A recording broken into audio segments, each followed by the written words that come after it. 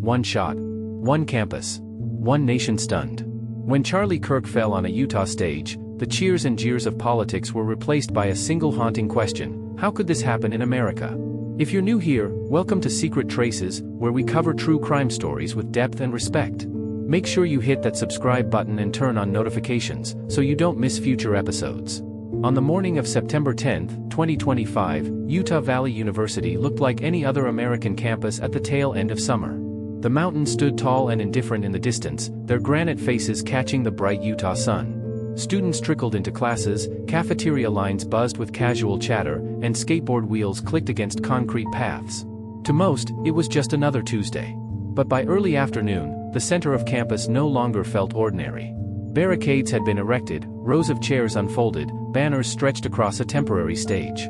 By 1 o'clock, more than 3,000 people pressed into the open-air plaza, some standing shoulder to shoulder, others perched on patches of grass. The noise grew louder with each passing minute: chants, laughter, arguments. Reporters adjusted camera lenses. Protesters rehearsed their slogans. And near the center of it all, a man in a crisp white shirt and navy blazer prepared to take the stage. At 31, Kirk was already a veteran of the culture wars, a conservative activist who had built Turning Point USA into a campus powerhouse. He was a fixture on Fox News, a prolific voice on podcasts, and the kind of speaker who could draw crowds and cameras alike. He thrived on confrontation, whether with students, journalists, or political rivals. His events promised conflict, and conflict guaranteed attention. This event, part of his American Comeback Tour, was billed as one of his signature "Prove Me Wrong" debates. The format was simple: a microphone, a table, and an open invitation for anyone in the audience to challenge him. It was made for viral clips and sharp one-liners. But what unfolded on that plaza was not just another spirited exchange. At 2:14 p.m., as Kirk gestured toward a student asking a pointed question, a sharp sound cracked through the air. Many thought it was a firecracker. A few glanced around nervously. Then Kirk's body lurched backward. His hand shot to his neck. His shirt bloomed crimson. Gasps turned to screams. Supporters dove for cover. Protesters froze in shock. Security rushed the stage. In seconds, the event dissolved into chaos, thousands of people scrambling, crying, shouting, trampling over one another to escape an unseen threat. The shot had come from the roof of the Losi Center, 200 yards away. A sniper had found his mark. Charlie Kirk collapsed on stage. By the time first responders reached him, blood was pouring through their fingers as they tried to stanch the wound. He was rushed to an ambulance, whisked away under sirens that tore through the stunned silence of Orem. But within the hour, the news was confirmed: Charlie Kirk was dead. And with his death, 1,000 questions were born. Who had fired the shot? How had the gunman evaded notice? Was this the work of a lone wolf, or the symptom of something larger, an act born of America's political rage? Could it have been prevented? And, perhaps most chilling of all, if a man could be gunned down in broad daylight, in front of thousands, at a university campus, what did that mean for the future of public life in America? The plaza at Utah Valley, littered with abandoned signs and half-empty water bottles, had become a crime scene. A nation already fractured now faced another wound. And as the investigation unfolded, one truth settled over everyone who had been there: nothing would be the same again. To understand the shock of the gunshot, you have to understand the stage it interrupted. Utah Valley University is not Harvard or Berkeley. It does not often make national headlines. But its location, nestled in conservative Utah County, a region known for its deeply religious, predominantly Republican population, made it fertile ground for a figure like Charlie Kirk. Here, in the shadow of the Wasatch Mountains, the tension between tradition and modernity often played out in classrooms and coffee shops. On that Tuesday, the quad became an arena. The setup began at dawn. Workers unloaded steel barricades from trucks, unfurling metal barriers around the open plaza. Event staff carried folding chairs in stacks, lining them in neat rows under the harsh sunlight. Technicians tested microphones and speakers, their voices echoing across empty walkways. Check, check, 1, 2, 3. By 10 o'clock, curious students were already circling. Some snapped photos of the stage. Others rolled their eyes. For those familiar with Kirk, his reputation preceded him. He was combative, controversial, and polarizing. His name alone could spark arguments in dining halls. By noon, the crowd began to swell. Parents with young children parked strollers near the back, hoping to catch a glimpse of the action while keeping a safe distance. College students in hoodies and baseball caps sprawled on the grass, sipping energy drinks. Activists, both pro and anti-Kirk, began forming clusters. One group wore bright red Turning Point USA shirts. They waved American flags, chanted USA, USA, and laughed loudly at the protesters gathering nearby. The other side, holding handmade signs, scowled back.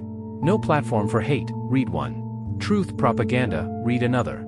The air buzzed with anticipation, the kind of nervous energy that precedes a fight. It would be easy to think of the scene as chaotic, but to seasoned Kirk watchers, this was routine. His events always carried this duality, cheers and jeers, support and resistance. He thrived on it. The very presence of protesters validated his brand as a man unafraid of confrontation. Security tried to maintain order. Officers in yellow vests patrolled the barricades, scanning bags, monitoring entrances. A few muttered about the size of the crowd, larger than expected. But to most, the atmosphere felt controlled, if tense. Then, at 1:35 p.m., the black SUV arrived. The vehicle pulled up behind the stage. The door opened. Charlie Kirk stepped out, flanked by aides and campus officers. Witnesses later remembered his demeanor, relaxed, even cheerful. He adjusted his blazer, waved briefly, and mounted the stage with a smile. The crowd erupted. Half cheered, half booed. "Ladies and gentlemen," the MC announced, "please welcome Charlie Kirk." Kirk gripped the microphone, scanning the audience. His presence was magnetic, even to those who despised him. He was tall, clean-cut, his voice sharp and confident. "Let's have a conversation," he began. "That's what free speech is all about." The event unfolded predictably at first. Students lined up at the microphone to challenge him. A young woman asked about healthcare. He countered with statistics about government inefficiency. A protester shouted from the back. He smirked and invited them forward. A student pressed him on climate change. He turned it into a jab about hypocrisy and alarmism. Supporters clapped. Protesters groaned. Cameras rolled. It was theater, but it was also real. The stakes were ideological, cultural, political. In those exchanges, people saw reflections of a divided America. And yet, as the debates raged on, no one looked up. No one noticed the figure lying prone on the roof of the Losi Center, 200 yards away. No one saw the rifle barrel extending just past the ledge, trained with chilling precision on the stage. The crowd focused on Kirk. They laughed, argued, filmed. They lived in the moment, unaware of what was coming. But how could they have known? How often do we move through life blind to the dangers perched above us, waiting for their moment? How often do we mistake noise for safety, routine for certainty? And who, in that crowd, could have possibly imagined that within minutes, free speech would be replaced by screams, and debate would give way to death? At first, no one understood what they were hearing. It was 2:14 p.m. when the sound cut across the plaza, a single, sharp crack that echoed off the surrounding buildings. To some, it was a firecracker. To others, it was a car backfiring on the street beyond campus. A few students ducked instinctively, but most simply froze, their eyes still fixed on the stage. Charlie Kirk was mid-sentence. His hand had been raised in one of his trademark gestures, his mouth open as he volleyed a point back at a student. The words never finished. His body jerked, almost imperceptibly at first. Then his eyes widened, and his hand snapped toward his neck. A crimson bloom spread across his crisp white shirt. The moment lasted seconds, but to those who were there, it felt endless. A gasp rippled through the front rows. Then screams. "Get down," someone shouted. "Gun," another voice cried. And then the plaza descended into chaos. Panic. Thousands of people surged at once. Some threw themselves to the ground, covering their heads. Others ran, crashing into barricades, trampling over backpacks, knocking over folding chairs. Parents grabbed children, dragging them by the arm, eyes wild with fear. Protesters dropped their signs, scattering in every direction. It was like a wave, one student later recalled. "Everyone moved, all at once, and I didn't even know where to go. I just ran because everyone else was running." From the stage, Kirk collapsed backward. His aides and security lunged toward him, throwing themselves over his body. One officer shouted into a radio, his voice frantic, while another scanned the rooftops, gun drawn, eyes searching for the shooter. But where? Where had the sound come from? Who had pulled the trigger? The plaza was a blur of motion, but above it, the rooftop stood still, silent, and menacing. Charlie Kirk's wound was devastating. The bullet had struck the right side of his neck, tearing through arteries before exiting. Blood gushed through his fingers as he tried to hold the wound, his face pale, his eyes wide in shock. "Stay with me, Charlie," one aide screamed, pressing a hand against the injury. Another ripped off his blazer, shoving it against the wound in a desperate attempt to stop the bleeding. The microphones were still live. The audience, many of whom had not yet fled, heard the raw chaos, frantic voices, commands shouted over sobs, the metallic clatter of equipment crashing to the ground. Within minutes, paramedics were rushing through the barricades, carrying medical bags. They slid onto the stage, dropping to their knees beside Kirk. One cut through his shirt with scissors. Another prepared an oxygen mask. A third applied direct pressure as blood soaked through layers of cloth. "Pulse is weak," a medic shouted. Move, we need to get him out now." The crowd, still in disarray, parted clumsily as first responders loaded Kirk onto a stretcher. His face was pale, his chest heaving shallowly. Security officers screamed for space as the stretcher jolted forward, weaving through panicked students. Sirens wailed as an ambulance pulled up to the edge of the quad. In less than 10 minutes, Kirk was loaded inside, doors slammed, and the vehicle sped away, lights flashing, sirens cutting through the still thick fear that hung over campus. While medics worked frantically, law enforcement turned their attention to the shooter. Reports from witnesses varied wildly. Some claimed they saw movement on the rooftop of the Losi Center. Others insisted the shot came from the library. Still others swore they had heard multiple shots, though recordings later confirmed there had been only one. Officers swarmed the buildings, rifles drawn. SWAT teams swept stairwells, hallways, rooftops. Helicopters circled overhead. Students inside classrooms were ordered to shelter in place. Professors locked doors. The campus went into full lockdown. But the shooter had vanished. On the rooftop of the Losi Center, investigators found a spent shell casing and a few faint footprints in the dust near the ledge. No weapon. No figure. Only evidence of a shot carefully planned and executed.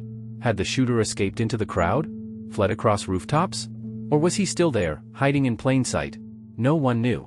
And the uncertainty only deepened the panic. For the thousands trapped in the plaza, the fear was primal. Some clutched each other, sobbing. Others crouched behind overturned chairs, waiting for another shot that never came. Many simply froze, their minds unable to process what had just happened. "I didn't even believe it at first," said a freshman who had stood near the back. "I thought maybe it was staged, like part of the show. Then I saw the blood, and everything changed. Everyone was screaming, and I realized it was real." Parents shielded children. Protesters and supporters, moments earlier at each other's throats, now huddled together behind barriers. The ideological divide that defined the crowd dissolved instantly into a single shared instinct: survival. But survival from what?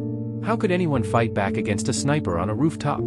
How could you protect yourself from a bullet you could not see, a shooter you could not find?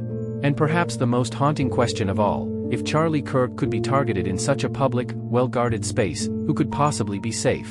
By 2:30 p.m., local news outlets were already broadcasting live from the scene. Helicopter footage showed the chaotic exodus of students, the flashing lights of emergency vehicles, the heavy police presence. Reporters, struggling to confirm details, spoke cautiously into microphones. "We are receiving reports of shots fired at Utah Valley University during an appearance by conservative activist Charlie Kirk." On social media, the story exploded instantly. Videos from cell phones flooded TikTok, Instagram, and Twitter, shaky footage of the moment Kirk collapsed, panicked screams, the rush of bodies fleeing. Hashtags trended within minutes: hashtag Charlie Kirk, hashtag Utah Valley shooting, hashtag American Comeback Tour. Conspiracy theories surfaced just as quickly. Some insisted it was a staged attack, a false flag operation. Others speculated about political motives, foreign interference, or lone wolf extremism. The absence of a suspect fueled the frenzy. And while the nation argued online, Kirk lay in the back of an ambulance, fighting for his life. Utah Valley Regional Medical Center, just minutes from campus, went into high alert. ER staff lined the hallway as paramedics burst through the doors, pushing Kirk's stretcher.